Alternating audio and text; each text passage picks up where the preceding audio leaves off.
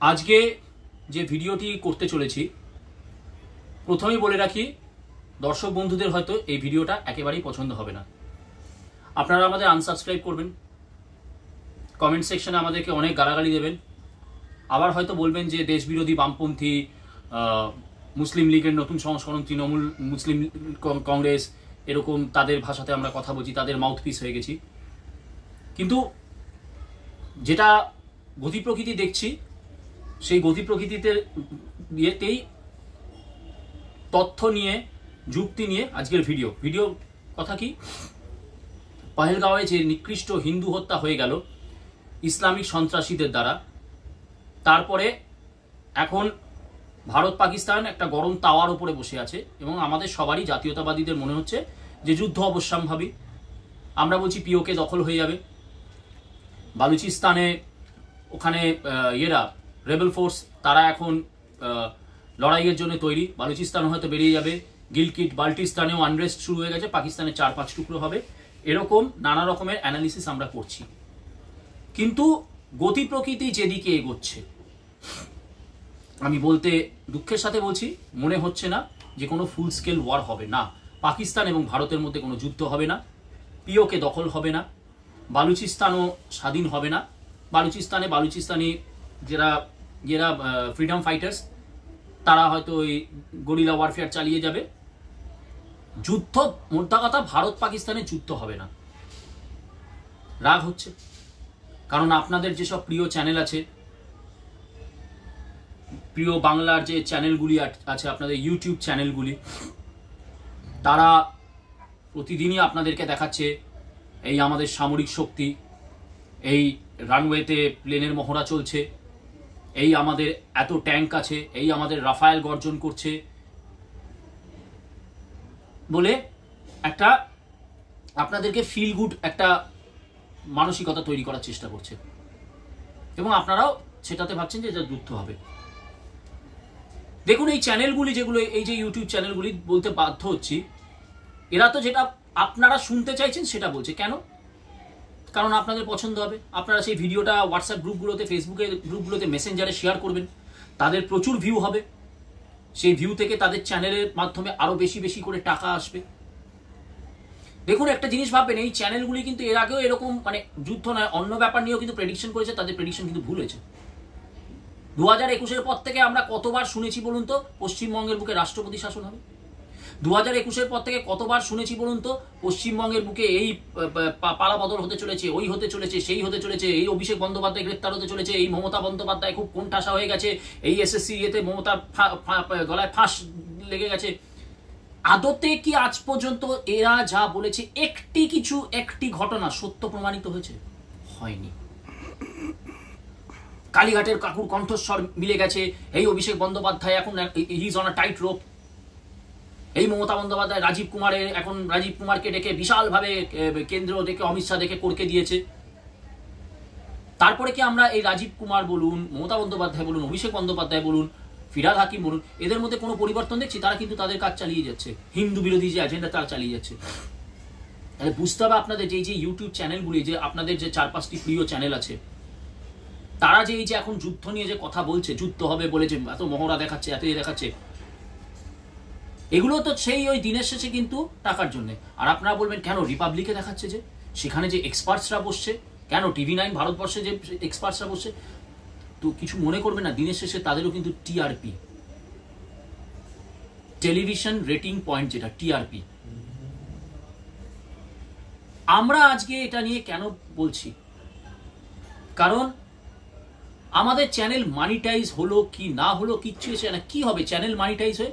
দুদিন পরে যখন ধর্মীয় স্লোগান দিয়ে আমাদের এই বাড়িটাকে দখল করা হবে, তো কোন ইউটিউবের লক্ষ্য ভিউ বা কোন মানিটাইজেশন আমাদেরকে বাঁচাবে বলুন তো? ওই ইসলামিক জিহাদিদের বিরুদ্ধে বাঁচাবে না। সেই জন্য যা বলিব সত্য বলিব, সত্য ছাড়া আর কিছু বলিব না, সেই মানসিকতা নিয়ে আজকের এই ভিডিও করছি এবং কেন যুদ্ধ হবে না তার সপক্ষে কিছু কথা বলতে চাই। প্রথমেই দেখুন, আমেরিকা, এই আপনারা বলেছিলেন না ডোনাল্ড ট্রাম্প, দেখুন ডোনাল্ড ট্রাম্প আসার পরে এই ইউটিউব চ্যানেলগুলো কিন্তু বলে গেছিল ডোনাল্ড ট্রাম্প আসার পরে বাংলাদেশে ইউনুসের অবস্থা খারাপ হয়ে যাবে, একদম হালুয়া টাইট করে দেবে। কি হয়েছে? কিচ্ছু হয়নি আজ পর্যন্ত। চিন্ময় কৃষ্ণপ্রভু জামিনের পরে বেরোতে তাকে বার করেনি। তুলসী গাবার্ড নাকি এই করে দিচ্ছে ওই করে দিচ্ছে, সেই কি হয়েছে বাংলাদেশে? কিচ্ছু হয়নি। প্রতিদিনই বাংলাদেশে হিন্দু নিধন হচ্ছে, হিন্দু ধর্ষণ হচ্ছে, চিন্ময় কৃষ্ণপ্রভু জেলেই থাকছে, ওই নাম কাওয়াস্তে জামিন হচ্ছে। তাই ডোনাল্ড ট্রাম্প কিচ্ছু করেনি। ডোনাল্ড ট্রাম্প বদার্ড নয়। সেরকম আপনারা এখন ভাবছেন এই তো ডোনাল্ড ট্রাম্প ভারতকে সামরিক দেবে, লজিস্টিক সাপোর্ট দেবে, এই দেবে এই দেবে। কালকে ডোনাল্ড ট্রাম্প কি বলেছে? অলরেডি তো আমেরিকা বেঁকে বসেছে। ডোনাল্ড ট্রাম্প বলেছে যে না, ফুল স্কেল যুদ্ধের দিকে যেও না, সন্ত্রাসবাদকে নির্মূল করতে হবে। কিন্তু এটা বলছে না সন্ত্রাসবাদকে নির্মূল করতে সন্ত্রাসবাদের যেটা এপিসেন্টার, সেই এপিসেন্টারটা যেটা হচ্ছে পাকিস্তান, সেটাকে ধ্বংস করার কথা কিন্তু ডোনাল্ড ট্রাম্প বলছে না। কেন বলছে না? এর পিছনে ডোনাল্ড ট্রাম্পের ব্যবসায়িক স্বার্থ লুকিয়ে আছে। কিছু সময় আগে আমরা একটা ভিডিও করেছিলাম যেখানে বলেছিলাম ডোনাল্ড ট্রাম্প বলুন, নরেন্দ্র মোদী বলুন, ভ্লাদিমির পুতিন বলুন, যেই বলুন, এরা সবাই কন্ট্রোল হয় কিছু ফ্যামিলির দ্বারা, কিছু কোম্পানির দ্বারা। Goldsmith family, BlackRock asset management company, Soros and company, Rothschild family, এদের দ্বারা কন্ট্রোলড এই পুরো বিশ্ব, এই গ্লোবাল এলিটরা। তো এই বিশ্ব গ্লোবাল এলিটরা কোনোদিনই চাইবে না যে পাকিস্তান পৃথিবীর মানচিত্র থেকে মুছে যাক। কারণ পাকিস্তান পৃথিবীর মানচিত্র থেকে মুছে গেলে ভারত একটি অমিত শক্তিধর রাষ্ট্র তৈরি হবে, একটি অমিত শক্তিধর হিন্দু মানে মেজরিটি রাষ্ট্র তৈরি হবে। এটা গ্লোবাল এলিটরা চায় না। সেই জন্য এখন কি বলা হচ্ছে না, চীন থেকে যে কোম্পানিগুলো, অ্যাপল বলুন, টেসলা বলুন, এরা নাকি সব ভারতের দিকে চলে আসছে। ওই জন্য চীন ইচ্ছা করে এই আনরেস্টটা তৈরি করেছে যাতে ভারত পাকিস্তানের মধ্যে যুদ্ধ হলে এই কোম্পানিগুলো আর ভারতে যাতে না আসে। এরকম একটা প্রোপাগান্ডা অলরেডি চীন চালিয়েছে। এবং আমেরিকা, যেটা বললাম, ট্রাম্প বোঝে ব্যবসা। ট্রাম্প কিন্তু দিনের শেষে ব্যবসা বোঝে। ট্রাম্প কিন্তু দিনের শেষে হিন্দু বোঝে না। সে দীপাবলিতে সে দীপাবলি পালন করছে। সে যদি আগামী দিনে দেখে যে ভারত যদি ইসলামিক রাষ্ট্র হয়ে যায়, সে ইয়ের জন্য, ভারতকে খুশি করার জন্য সে ঈদের দিন নামাজেরও ব্যবস্থা করে দেবে। ট্রাম্প ব্যবসা বোঝে। ট্রাম্প বলেছে সন্ত্রাসবাদকে নির্মূল করতে হবে। এবারে আপনারা বলবেন কেন ট্রাম্প তো ইসরায়েলকে সাপোর্ট করছে? ইসরায়েলের ব্যাপারটা সম্পূর্ণ আলাদা। কারণ আমরা জানি বিশ্ব অর্থনীতিকে কন্ট্রোল করা হচ্ছে কারা? ইহুদিরা। আপনি হলিউড দেখুন, স্পিলবার্গ, নিশ্চয়ই নাম শুনেছেন, স্টিভেন স্পিলবার্গ কে? একজন ইহুদি। হলিউডকে কন্ট্রোল করে কে? ইহুদিরা। ওয়ার্ল্ড ইকোনমিকে কন্ট্রোল করে কে? ইহুদিরা। তো সেই জন্য ওই যে ট্রাম্পের ব্যবসার স্বার্থ, সেই জন্য কিন্তু ইহুদিদের চটাবে না। সব থেকে বড় কথা, ট্রাম্প চাইবে কাঁটা দিয়ে কাঁটা তুলতে। আমেরিকার চরম শত্রু হচ্ছে ইরান। সেজন্য ইরানকে ধ্বংস করলে আমেরিকার সমৃদ্ধি, সেই জন্য ইসরায়েলের মাধ্যমে ইরানকে ধ্বংস করাটাই হচ্ছে মেন টার্গেট। মিডল ইস্টকে নিজের কবজায় রাখা, তেল আরো ইত্যাদি অনেক কিছুর ব্যাপার আছে। কিন্তু পাকিস্তানের সাথে তো আমেরিকার তো সেরকম কোনো ডাইরেক্ট শত্রুতা নেই। সেই জন্য পাকিস্তানকে কেন ধ্বংস করে ট্রাম্প চাইবে যে ভারত এখানে একটা অমিত শক্তিধর একটা হিন্দু প্রধান রাষ্ট্র হয়ে উঠুক? সে সবসময় চাইবে যে এই দুটো বাসনের মধ্যে সারা জীবন ঠোকাঠুকি লেগে যাক, এবং দুটো বাসনই এইভাবে, বড় বাসনটা কম ক্ষয়বে, ছোট বাসনটা একটু বেশি ক্ষয়বে, কিন্তু দুটোতেই ক্ষয় হবে। এই জন্য ট্রাম্প কিন্তু সাপোর্ট করছে না। একটা ফর্মালিটি সাপোর্ট বলে, সেই সাপোর্টটাই কিন্তু করছে। ওদিকে দেখুন পাকিস্তান কার কার সাপোর্ট পাচ্ছে? চীনের সাপোর্ট তো অবশ্যই পাবে। চীন হচ্ছে পাকিস্তানের একদম মানে বলতে গেলে বাই ডিফল্ট বন্ধু যাকে বলে। টার্কি, আজারবাইজান চলে এসছে। তাহলে আজারবাইজান আর কি একটা ওইটুকু, কিন্তু এরা কিন্তু পাকিস্তানকে নিঃশর্ত সমর্থন দেবে। ভারতের ক্ষেত্রে হচ্ছে শর্ত সাপেক্ষ সমর্থন, স্বার্থের সমর্থন। আপনারা বলছেন জার্মানি সমর্থন দিয়েছে, তো কি ভ্যারান্ডা বাজিয়েছে জার্মানি সমর্থন দিয়ে? ফ্রান্স সমর্থন দিয়েছে, কি ভ্যারান্ডা বাজিয়েছে? না রাফায়েল যে দিচ্ছে। আরে সেই রাফায়েলটা যে দুদিন পরে কোনো ভারতের জাতীয়তাবাদী পাইলট চালাতে পারবে, সেই গ্যারান্টি আপনি দিতে পারছেন? আমাদের যে এইসব বোফোর্স, হাউইটজার, এই যে এত সব অস্ত্র শস্ত্র এগুলো রয়েছে, আগামী 10 বছর পরে সেই অস্ত্র শস্ত্রতে ওপরে কোনো সনাতনীর অধিকার থাকবে, সেই গ্যারান্টি আপনি দিতে পারছেন? যেভাবে আমাদের দেশে জিহাদি পপুলেশন দিনের পর দিন বেড়ে চলেছে, জিহাদি অনুপ্রবেশ ঘটছে, ভারতের তো ডেমোগ্রাফি চেঞ্জ হয়ে যাচ্ছে, তাহলে রাফায়েলটা আগামী দিনে কে চালাবে? এইবারে দেখুন, যদি যুদ্ধ হওয়ার হতো, আমরা বলি কি আমরা সব সময় আমরা ওয়ার রেডি, যে কোনো পরিস্থিতিতে আমরা যুদ্ধের জন্য উইদিন 1 ঘন্টার মধ্যে আমরা মুভ করতে পারবো। পাহেলগাঁওয়ে যা ঘটনা ঘটেছে সেটা যুদ্ধের জন্য যথেষ্ট কারণ। সেই দিন থেকে 48 ঘন্টার মধ্যে যদি যুদ্ধ হতো, সেই দিন থেকে 48 ঘন্টার মধ্যে যুদ্ধ হতো, ভারত এলিমেন্ট অফ সারপ্রাইজকে কাজে লাগিয়ে পিওকে কে দখল করে নিত। এলিমেন্ট অফ সারপ্রাইজকে কাজে লাগিয়ে বালুচিস্তানকে লজিস্টিক সাপোর্ট দিয়ে সেই দিকে এ করতো।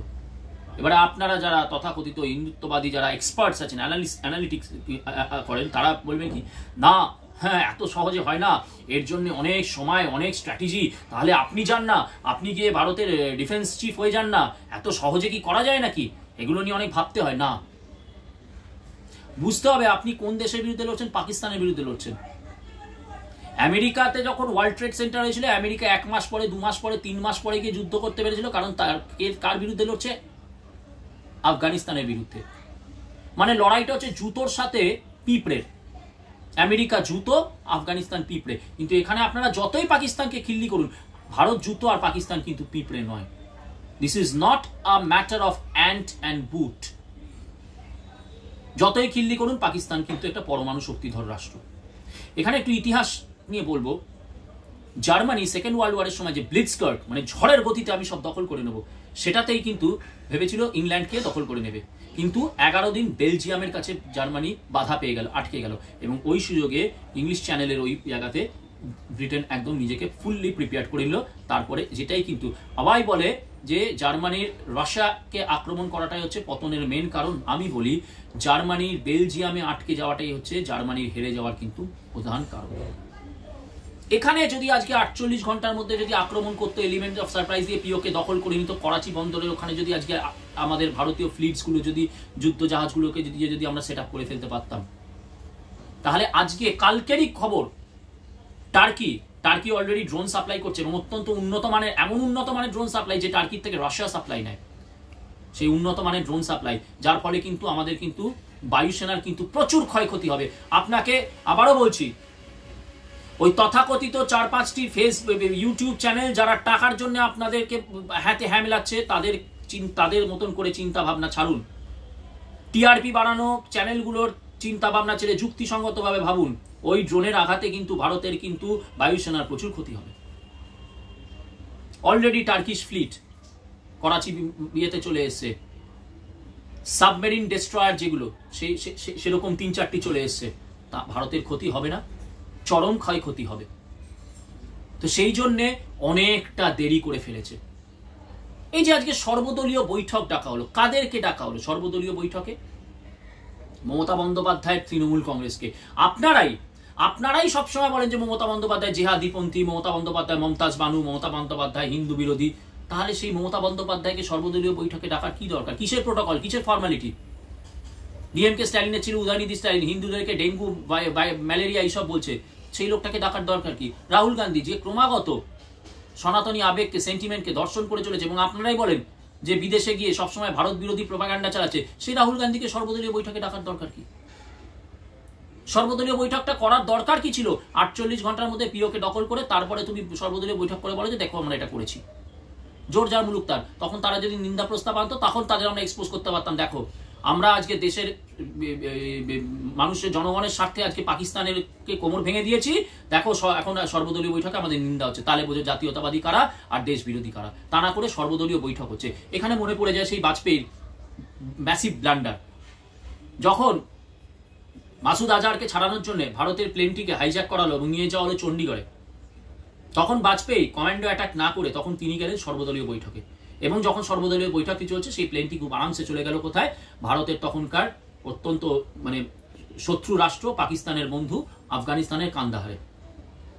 আদবানিজি তারপরেও চেয়েছিলেন কমান্ডো অপারেশন করতে, কিন্তু সেই সময় আমাদের যে বিদেশ মন্ত্রীর নামে যে বদমাইশ যশবন্ত সিং, সেই বদমাইশ বাজপেয়ীকে টুপি পরালো, এবং মাসুদ আজহারকে ছাড়ার বিনিময়ে আমরা হার স্বীকার করলাম পাকিস্তানের কাছে। হ্যাঁ, এটা হার স্বীকার করা, এটাও যুদ্ধ। সেই যুদ্ধে কিন্তু আমরা হেরে গেছিলাম।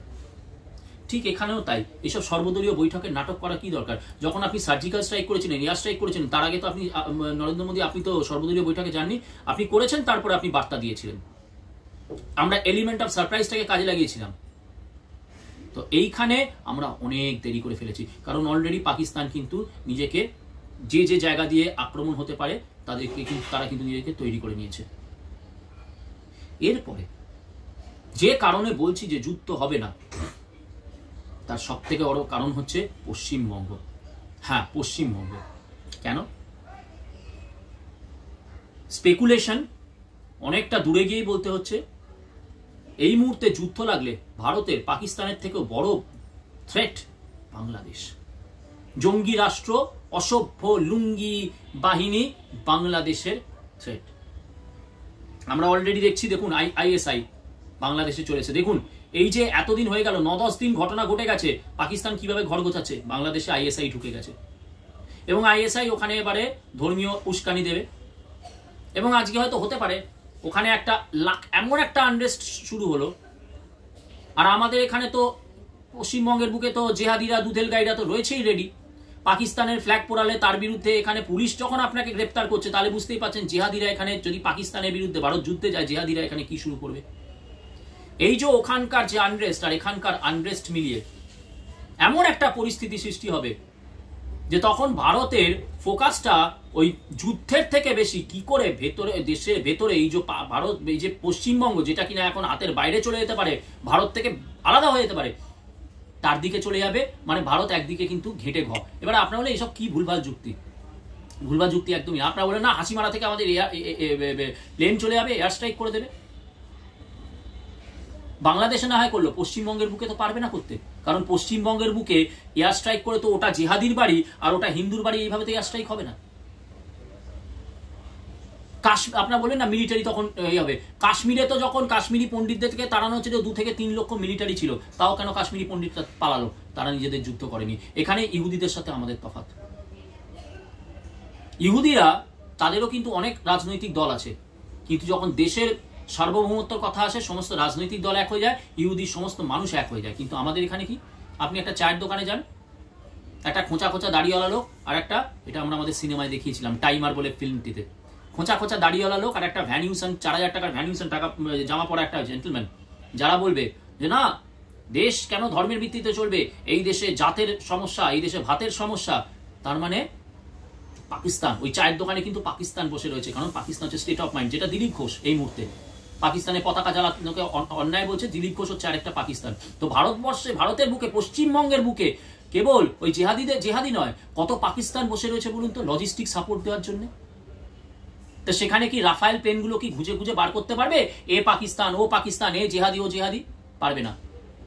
আর সব থেকে বড় কথা হচ্ছে, আমাদের এখানে আমরা হিন্দুত্ববাদীরা সব থেকে বড় দোষী। আমরা প্রতিনিয়ত না বাবা বানাতে ভালোবাসি। কখনো দিলীপ ঘোষ আমাদের বাবা, কখনো শুভেন্দু অধিকারী আমাদের বাবা, কখনো ডোনাল্ড ট্রাম্প আমাদের বাবা, কখনো বেঞ্জামিন নেতানিয়াহু আমাদের বাবা, কখনো ইটালির মেলোনি আমাদের বাবা নয়, মা। তা আমরা এই বাবা মা বানাতে আমরা খুব ভালোবাসি। আমরা নিজেরা নিজেদের এলাকায় আমরা বাবা হওয়ার কথা ভাবি না। গোপাল মুখার্জি কিন্তু কোনোদিনও বিধানচন্দ্র রায়কে তার বাবা বানাননি। গোপাল মুখার্জি কিন্তু শ্যামাপ্রসাদকে তার বাবা বানাননি, গান্ধীকে তার বাবা বানাননি, নেতাজিকে তার বাবা বানাননি। গোপাল মুখার্জি নিজের এলাকাতে নিজের একজন বাপ ছিলেন, হিন্দুত্ববাদী দাব দেখানো বাপ ছিলেন, যেটা আপনারা নন। I am sorry to say, আপনারা কেউ নন কোনো হিন্দুত্ববাদী। কারণ কি, আপনারা সবসময় বাবা বানাতে ব্যস্ত। সেই জন্য যে মুহূর্তে পশ্চিমবঙ্গের বুকে ওই জেহাদিরা ভারত পাকিস্তান যুদ্ধ লাগলেই আনরেস্ট শুরু করবে এবং তাদেরকে লজিস্টিক সাপোর্ট দেবে, তথাকথিত যাদবপুর ইউনিভার্সিটি থেকে শুরু করে যত পাকিস্তান আছে, স্টেট অফ মাইন্ডের পাকিস্তান আছে, মানুষ না ওগুলো state of mind, logistic support দেবে। আপনারা কি করবেন? আপনারা দেখবেন আপনাদের বাবারা ছত্রাকার হয়ে গেছে, আপনারা তখন ঘরের মধ্যে তালা দিয়ে তখন আপনারা ইষ্ট নাম জপ করবেন। তো সেই সময় ভারত বাংলাদেশের থেকে এই আগ্রাসন থেকে পশ্চিমবঙ্গকে বাঁচাবে নাকি পিওকে দখল করবে? এটা কিন্তু আমি বলছি না, আপনারা বলে আমি তো ভুলভাল, আপনাদেরই এক্সপার্ট রিপাবলিক টিভিতে বসে বলেছে কর্নেল দীপাঞ্জন এই কথা বলেছে। এরপরে আপনারা বলেন কি পাকিস্তানের নাকি প্রচুর টুকরো হবে। তার আগে আমি বলে দিচ্ছি, পাকিস্তানের প্রচুর টুকরো হওয়ার আগে এই যুদ্ধের মধ্যে ভারতের অন্তত 7-8 টুকরো হবে। কি করে হবে? পশ্চিমবঙ্গ একটা টুকরো, মণিপুর, ওই নর্থ ইস্টে তো স্টেট অফ মাইন্ড পাকিস্তান, সঙ্গে সঙ্গে আনরেস্ট শুরু হয়ে যাবে।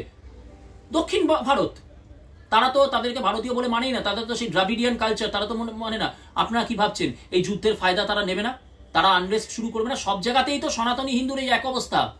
সব জায়গাতেই তো সনাতনী হিন্দুরা কাউকে তাদের বাপ বানিয়েছে, দলের ভিত্তিতে বাপ বানিয়েছে, জাতের ভিত্তিতে বাপ বানিয়েছে, অর্থনৈতিক ধান্দার ভিত্তিতে বাপ বানিয়েছে। আমরা তো বাপ বানাতে ব্যস্ত, ইসরায়েল তো বাপ বানাতে ব্যস্ত না। ওই জন্য যখন ইসরায়েলের যুদ্ধ হয়, ইসরায়েলের ভেতরের মানুষ কিন্তু ওখানে জেহাদিদেরকে লজিস্টিক সাপোর্ট করে না। ইসরায়েলের ভেতরে কিন্তু কোনো পাকিস্তান বা ইরান স্টেট অফ মাইন্ড নেই।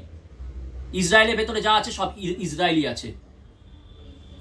তো সেই সময় যখন এটা তো একটা সুযোগ যে এই আনরেস্টকে শুরু করে, এই যুদ্ধকে সুযোগ করে সারা ভারতে একটা আনরেস্ট শুরু করে দাও। তখন কি করবে নরেন্দ্র মোদী সরকার বা আর্মি তখন ওই বর্ডার সামলাবে নাকি দেশের ভেতরে একে সামলাবে? আপনারা বলেন কার্গিল যুদ্ধের সময়, তো কার্গিল যুদ্ধের সময়ও কিন্তু স্থিতি এই জায়গায় ছিল না। তখনও কিন্তু এই স্টেট অফ মাইন্ডের এত উন্নত মানের লজিস্টিক সাপোর্ট ছিল না আজকে যেটা হয়েছে। আর কার্গিল একটা নির্দিষ্ট এর মধ্যে হয়েছে এবং সেখানেই থেমে গেছে। কিন্তু আজকে যদি যুদ্ধ হয়, আপনারা বলছেন পাকিস্তানের ধ্বংস অবশ্যম্ভাবী, পাকিস্তান কি আর করে না? পৃথিবীতে 54টা ইসলামিক রাষ্ট্র আছে। একবার একটি ঘটনা শুনেছিলাম, আফগানিস্তানের বুকে ভূমিকম্প হয়েছে, 50,000 মুসলিম মারা গেছে। এই শুনছিলাম কথোপকথন, একজন হিন্দু একজন মুসলমানকে বলছে, কিরে তোদের তো 50,000 মুসলিম মারা গেল। মুসলিম ছেলেটি হাসতে হাসতে বলো, তাতে কি আছে, আমাদের এই মুহূর্তে 5 লক্ষ মুসলমান জন্মে গেছে। তো একটা পাকিস্তান ধ্বংস হয়েছে, কি আছে? একটা পাকিস্তান ধ্বংসের বিনিময়ে যদি ভারতের যদি 4-5 টুকরো হয়, 4-5 টুকরো না হয়, ভারতের যদি সামরিকভাবে বিশাল ক্ষয়ক্ষতি হয়, ওদের কিচ্ছু এসে যায় না। ওদের 54টার জায়গায় 53টা ইসলামিক রাষ্ট্র আছে। আর আগামী দিনে ভারতেরও তো কি হবে? কোমর ভাঙবে। কেন বলছি কোমর ভাঙবে? অনেক দেরি ফেলেছে যুদ্ধটার জন্য। অলরেডি টার্কি চলে এসছে, চায়না তো লজিস্টিক সাপোর্ট দিচ্ছেই। আপনারা বলবেন না চীনা প্লেন তো উঠতে গিয়ে পড়ে যায়। এই সমস্ত ফালতু কথা ছাড়ুন, কারণ কি, আপনি যে মোবাইলে আপনি এখন আমার ভিডিওটা দেখবেন না, সেই মোবাইলটাও কিন্তু মেড ইন চায়না। যে কম্পোনেন্টস গুলো তৈরি, মেড ইন চায়না কিন্তু। তাহলে যে চায়নাকে খিল্লি করছেন, চাইনিজ প্লেন নাকি উঠতে গিয়ে পড়ে যায়, যে মোবাইলে থেকে খিল্লি করছেন সেটাও কিন্তু মেড ইন চায়না। সেই জন্যই বলছি, যুদ্ধ যদি হবার হতো, যুদ্ধ কিন্তু 2 থেকে 3 দিনের মধ্যে ওই এলিমেন্ট অফ সারপ্রাইজ করে হতো। এখন যেটা হচ্ছে একটা বৃহত্তর মহড়া। তারপরে কি কিছুই হবে না? হবে। সার্জিক্যাল স্ট্রাইক হয়তো আগের বারের মতন ওই রকম নয়, আর একটু বড় মাপের হয়তো সার্জিক্যাল স্ট্রাইক হবে। কিন্তু তার বাইরে যেটা আমরা ভাবছি, পিওকে দখল হয়ে যাবে, বালুচিস্তান স্বাধীন হয়ে যাবে, পাকিস্তানের 4-5 টুকরো হয়ে যাবে, আমরা তো ওদেরকে জল না দিয়ে শুকিয়ে মারছি, আমরা তো ওদেরকে জল দিয়ে বন্যা করে ভাসিয়ে দিচ্ছি, এতে পাকিস্তানে কিচ্ছু এসে যায় না। আপনারা বলছেন পাকিস্তানের মানুষ চাল পায় না, ডাল পায় না, এত টাকা এত অর্থনীতিকে, তাতে কি হয়েছে?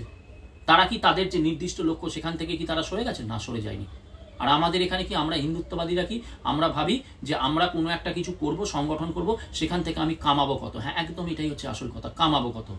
যদি কামানোর কথা না থাকতো, দিলীপ ঘোষের মতন একজন সংঘের একজন ব্যক্তি 1 কোটি 2 কোটির উপরে তার প্রপার্টি হতো না।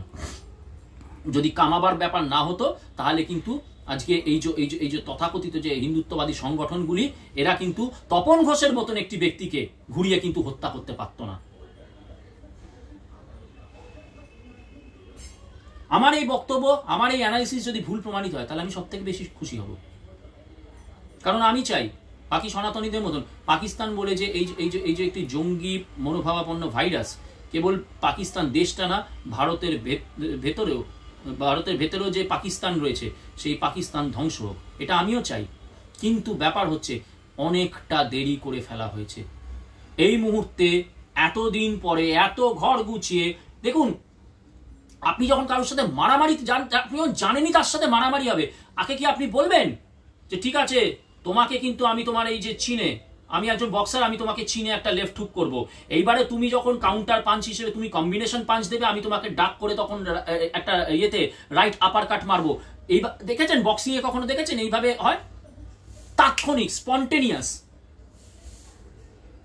আপনিও মারামারি করছেন কারোর সাথে, আপনি কি বলছেন এই তোর পেটে ঘুষি মারবো, তোর বিয়েতে ঘুষি মারবো, দাঁড়া আমিও আগে ওর সাথে বৈঠক করি, দাদা আপনি বলুন তো, আপনি তো নিউট্রাল, আমি কি ওকে পেটে ঘুষি মারবো বা লাথি মারবো? আপনি কি এরকম বৈঠক ডেকে তারপরে রাস্তায় মারামারি করেন না তো। তাহলে এই যে আপনারা বলছেন যে জেহাদি, এই জেহাদিদেরকে সর্বদলীয় বৈঠকে ডাকার কি যুক্তি? বারবার করে আপনি গোপনে বৈঠক করুন। এই যে মিডিয়াতে ফ্ল্যাশ হচ্ছে, আর্মি চিফের সাথে বৈঠক হচ্ছে, ওই চিফের সাথে বৈঠক হচ্ছে, রাজনাথ সিং এর সাথে বৈঠক হচ্ছে, এই ইসরায়েল থেকে এই আসছে, ওই আসছে, সেই আসছে, এগুলো কি দরকার? ইসরায়েল করেছে এগুলো? ইসরায়েল দেখাতে গেছিল হামাসের সাথে, প্যালেস্টাইনের সাথে, গাজার সাথে যুদ্ধ করার আগে এত দেখাতে গেছিল? আপনারা কেবল বলবেন কি না আমরা অর্ধেক দাঁত দেখাই আর বাকিটা লুকিয়ে রাখি। এখানে তো দাদা পুরো দাঁতটাই দেখিয়ে দিলেন, কি হলো? এই এতদিনের আলোচনা, এতদিনের করতে গিয়ে পাকিস্তান আজকে কিন্তু ওয়ার রেডি হয়ে গেছে এবং সাপোর্টে রয়েছে আজকে টার্কি রয়েছে, আজকে চীন রয়েছে, আজারবাইজান এসছে, আগামী দিনে বাকি মুসলিম শক্তিধর রাষ্ট্রগুলিও আসবে। ভারতের পিছনে কে? প্রকৃত মিত্র বলে কে? এই মুহূর্তে কেউ নেই। আমেরিকা ওই নিন্দা, কারি নিন্দা, সন্ত্রাসবাদের বিরুদ্ধে লড়বে, এই জুমলা করে কিন্তু আমেরিকা তার দায়িত্ব খালাস করে দিচ্ছে। আর সব থেকে বড় কথা দেখুন, আবারও বলেছে যুদ্ধ হলেই বাংলাদেশ বলছে 7 সিস্টার্সকে আমরা দখল করব। হতেই পারে, ওই যে বললাম এয়ার স্ট্রাইক করে কিন্তু আপনি ওই ভারতের ভেতরে যে স্টেট অফ মাইন্ড আছে তাদেরকে তো আপনি মারতে পারবেন না। আর আমরা যারা হিন্দুত্ববাদী, আমরা আমাদের বাবা খুঁজতে এত ব্যস্ত, ঘোষের বাবা, অধিকারী বাবা, ট্রাম্প বাবা, মেলোনি বাবা, ম্যাক্রো বাবা, এত বাবা খুঁজতে আমরা ব্যস্ত হয়ে গেছি যে আমরা নিজেরা ভাবি না যে আমরা নিজেদের এলাকায় গোপাল মুখার্জির মতন হিন্দুত্ববাদী বাপ, আমরা তপন ঘোষের মতন হিন্দুত্ববাদী বাপ, আমরা তো নই। আমরা কি? আমরা দেখাই ভিড়, এই দেখো হিন্দুত্ববাদের ইয়েতে কত বড় মিছিল হয়েছে, 1 লক্ষ লোকের মিছিল হয়েছে। সেই 1 লক্ষ লোক কি একটা কোনো কনসেন্ট্রেটেড এরিয়া থেকে এসছে? না, এখান থেকে 10টা লোক, ওখান থেকে 5টা লোক, ওখান থেকে 15টা লোক। আবার সেই লোকগুলো যখন বাড়ি যাচ্ছে তখন কিন্তু জিহাদিদের প্যাদানি খাচ্ছে। তার মানে কি? নিজের এলাকায় আমরা কনসেন্ট্রেটেড হিন্দু ফোর্স নই। আমাদের জাতির কথা সভাপতি বারবার করে গিয়ে বহু জায়গায় বলেছেন যে প্রতিটি জায়গায় হিন্দুরা এরকম করে রেজিমেন্টেড ফোর্স তৈরি করো, লুকিয়ে, যারা সোশ্যাল মিডিয়াতে থাকবে না, চুপচাপ ফোর্স তৈরি করো। কারণ যুদ্ধ অবশ্যম্ভাবী, গৃহযুদ্ধ অবশ্যম্ভাবী, সেই সময় বেরোতে হবে। গোপাল মুখার্জি যা করেছিলেন চুপচাপ, আপনারা করেননি। আপনারা বারাসাতে ওই 1 লক্ষ লোকের রামনবমীর মিছিল দেখে আপনারা আনন্দে উদ্বেল হয়ে যান। ওই যে বললাম কনসেন্ট্রেটেড ফোর্স কিন্তু নয়। কিন্তু মুসলমানরা তারা কনসেন্ট্রেটেড ফোর্স, প্রতিটি এলাকায় তারা হচ্ছে কিন্তু কনসেন্ট্রেটেড ফোর্স। তাহলে আপনি লড়বেন কি করে তাদের বিরুদ্ধে? এই ভয়টাই কিন্তু ভারত সরকারকে এই মুহূর্তে কুড়ে কুড়ে খাচ্ছে, যে যুদ্ধে গিয়ে হয়তো পাকিস্তানকে আমরা নির্মূল করতে পারি, কিন্তু ওই সুযোগটাকে কাজে লাগিয়ে ভারতের বুকে যে আনরেস্ট হবে, ভারত 4-5 টুকরো হয়ে যাবে না তো। বন্দে মাতরম।